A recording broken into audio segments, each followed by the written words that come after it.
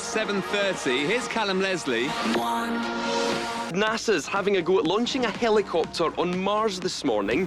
It would be the first ever controlled flight on another planet. It's going to try and take some photos. So, in case you've been living under a rock for the past 2 months, NASA's Perseverance rover landed on Mars 2 months ago in February 2021, and it took with it a small helicopter, essentially a drone, called Ingenuity to try and prove that flight on another planet would be possible. Now, since landing, Ingenuity has been deployed to the surface from the underside of the Perseverance rover, where it had sort of been safely stowed during travel, and NASA have confirmed that they could communicate with it, that it's been able to charge itself with its solar panels, and unlock and spin its rotor blades. Now, there were a few issues with that initial test of the rotor blades actually spinning up. There was a glitch in the software program that caused the whole thing to just sort of auto shut off for safety. So they had to rewrite the software, upload the new version to Ingenuity, and that delayed this first flight by about a week or so, hence why this wasn't in my Night Sky News video from last week. But today, it's happening, and this is a big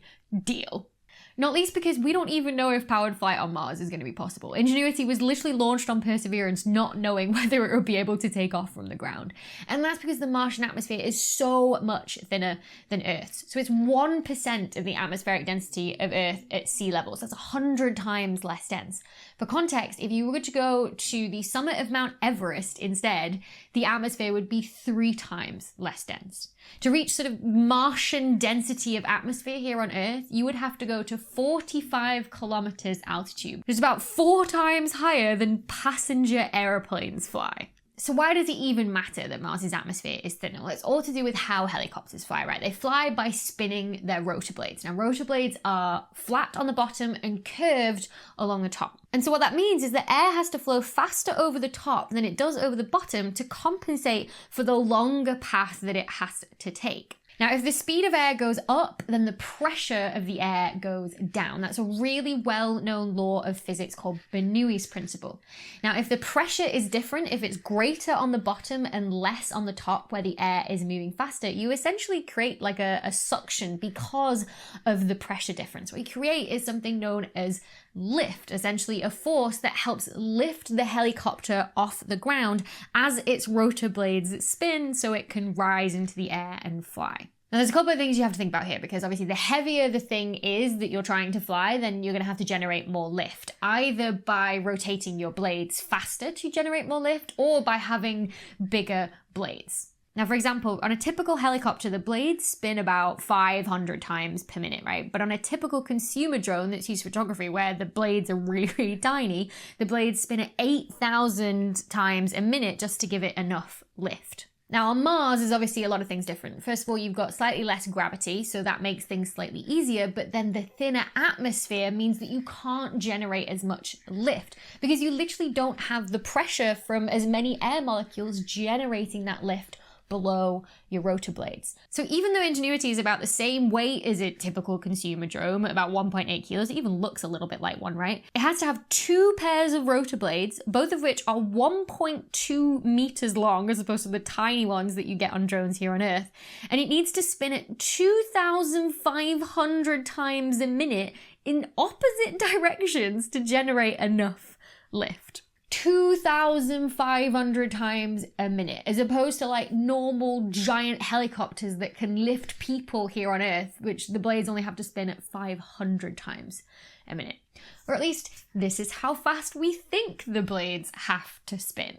This has never been done before, and although NASA has done all the maths and put the best engineers on the job to do all the tests that they can think of, at least in Earth's gravity with thinner atmosphere, we still don't know whether this is going to work. We really want it to work though, because if it does, it would completely revolutionize the way that we explore objects in our solar system, right? A drone can help scope out areas that a rover should go and explore in more detail and take samples from. It can get to places that rovers can't as well, like caves, and it can give us a closer look at things that we've seen that look really interesting from, say, satellite pictures as well. Plus, it helps pave the way for future drone and helicopter missions too, like Dragonfly, NASA's ambitious mission to send a drone to the surface of Saturn's largest moon, Titan, the place in the solar system that we think is the most likely to have the right conditions for life. So everybody has their fingers crossed for today's flight. Essentially, the plan is for Ingenuity to hover about 3 meters off the ground for about 30 seconds or so before touching down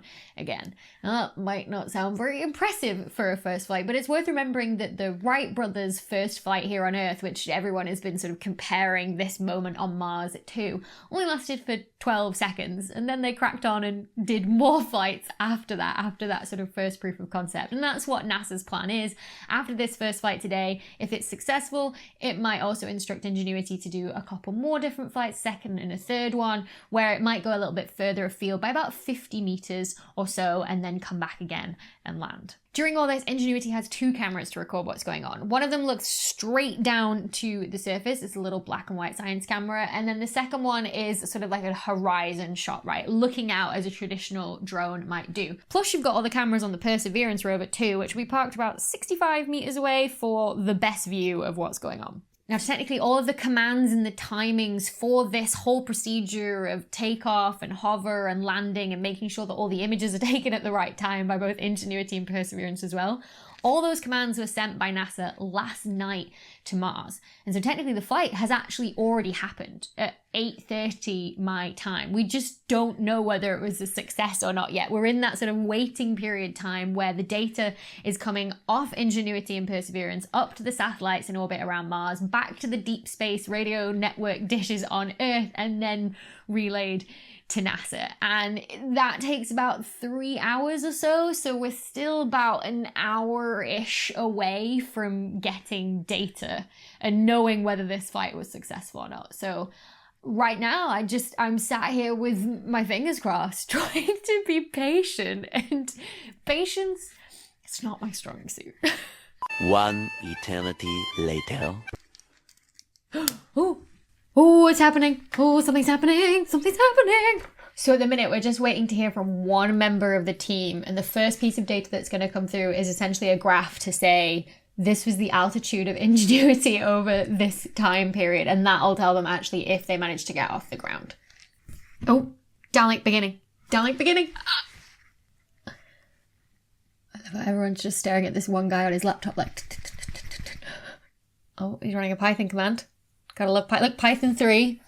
He must be making a plot with matplotlib. This is like fascinating to see this, all the same tools that I use, like being used by a completely different science team to do completely different science. This is how cool like coding is, that it's that flexible. Oh, he looks like he's staring intently at a graph. He's got graphs. Show us the graphs. Everything's healthy, but show us the altitude plot. This flight control, confirming that we have EVRs from Ingenuity. Ingenuity is reporting having performed spin-up, takeoff, climb, hover, descent, landing, touchdown. Yes! Spin down. It confirms that it's done all the things that it was supposed to. Spun up its blades, took off, hovered, spun down, and landed safely. I guess landing safely is also a key thing to flight as well. Like, everyone's celebrating. There's the graph I wanted to see. Look at that. No, bring it back. Bring back the graph. Bring back the graph. You can just see it's kind of overexposed, but you can see the flat line where it hovered at the top and then came back down again and landed safely. Oh, that's so good to see. Ooh, I can see black and white photos on his screen in the bottom right hand corner. So they've obviously got photos from looking down on the underneath of Ingenuity. That's where the black and white camera is, looking down at the surface. I don't know if we're going to get the sort of horizon view yet from the side of the drone, but we're definitely getting the black and white stuff. Okay, show me. You're showing people clapping. Show me the picture. There it is. Ah, you can see the shadow of the drone on the surface. Oh, that's so cool. I mean, NASA will make this look so easy, right? But it really isn't. Like, the coordination of so many engineers and physicists and NASA employees to actually make this happen and figure out flight in a Martian atmosphere when you can't properly test it on Earth, and then bring back a photo like that. I mean, come on. That's amazing. Oh, okay, so they're waiting for the Perseverance rover image, which will be really cool to see Perseverance's view of Ingenuity taking off. Okay, they're all clapping again. Oh, there's a video! Oh, yeah! Look! That's so cool! It shifts around! Show us again! Show us again! I think she's currently ripping up some speech she wrote in case it didn't work. There it goes! Look at it go! And it proper hovers as well. That's incredible. So that's just a set of images from Perseverance taking back to back, and they're playing it almost like a GIF, right? So it's not like a high definition movie, so that the frames are really spaced apart. So it's why it's sort of jumping around loads. But it's just so amazing to see. Like, flight on another planet. There you have it. It was a success, and we saw that from a couple of different things. First of all was the altitude graph that they showed, which showed the height of Ingenuity above the surface of Mars, and you can see this sort of very quick ramp up to that hover where it stayed roughly level before coming back down. Then there was the image from the underside of the helicopter looking downwards and actually seeing the shadow of Ingenuity on the surface of Mars. And then we also had the images from Perseverance as well, which were taken in quick succession. It wasn't quite a video, it was more of a GIF, you can think of it as, of the rotor blades spinning up, of Ingenuity actually hovering above the ground and then coming back down again as well, which was just great to see. You know, looking at a graph of an altitude is great, you know, that's what it recorded, but actually seeing it hover off the ground is something else special entirely. And, you know, with those images, you know, it was really just another milestone of space exploration that was hit. So what's next for Ingenuity? Well, Ingenuity was always supposed to be just a technology demonstration, essentially a proof of concept that you could actually achieve flight in the Martian atmosphere. So it will actually spend the next 30 days sort of pushing itself to the limits, finding out how far it can go, how high it can go, and what are the limitations of flight on Mars in this different atmosphere and different gravitational system. Perseverance will stick close to it during that time as well, sort of recording what it sees and any issues as well. Before, after 30 days, Ingenuity will touch back down and Perseverance will then rove away, leaving it behind to carry on its scientific mission of taking more samples from the surface of Mars and looking for these signs of life. So it's pretty quickly going to be job done for Ingenuity, and it's going to join the ranks of, you know, other robots and space exploration missions that have been left on the surface of Mars after their job was complete. But in that next 30-day period, we are going to get so many images and hopefully video footage as well of it flying around Mars, and I cannot wait, because everybody loves a drone shot, right? Especially travel vloggers. And it's like NASA just said to them, you know, I see your shot of the incredible Australian coastline and I raise you Mars.